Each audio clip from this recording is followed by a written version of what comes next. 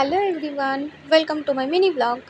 আজ আমরা চলে যাচ্ছিলাম মামার বাড়িতে। প্রথমে ট্রেনে উঠে সেখানে 1 ঘন্টা বসার পর ট্রেন থেকে নেমে অটোর জন্য আবার কতক্ষণ দাঁড়িয়ে থেকে একটা অটো দাদাকে রিকোয়েস্ট করার পর দেন একটা অটো পাওয়া গেল।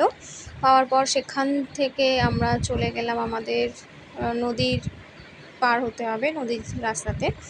তো এখান থেকে যাওয়ার পর আমরা নেমে সেখানে মামার জন্য ওয়েট করছিলাম, মামা আসবে নিতে। যেহেতু সন্ধে হয়ে গেছিলো সেই জন্য মামা বলছিল তোরা দাঁড়া, আমি আসছি। তো আমরা বললাম ঠিক আছে, আসতে হবে না, নৌকো পর্যন্ত আমরা চলে যাচ্ছি।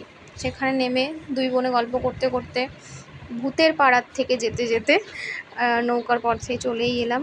এই যে অন্ধকারের জন্য কিছু দেখা যাচ্ছে না, ওপারে মামা দাঁড়িয়ে রয়েছে, নৌকো আসবে। এই যে মামা চলে এসেছে, মামার বাইকের পেছনে আমরা দুজনে যেতে যেতে গল্প আমরা আমি আমি আমার মামার বাড়ি পৌঁছে গেছি।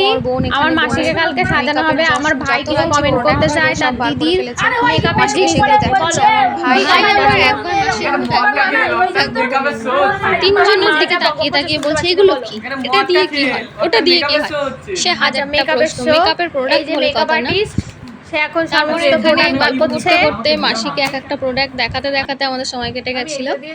তারপর দেখা হচ্ছে আবার একটা পরের ব্লগে। টাটা। কি বক্তব্য আম্বানি?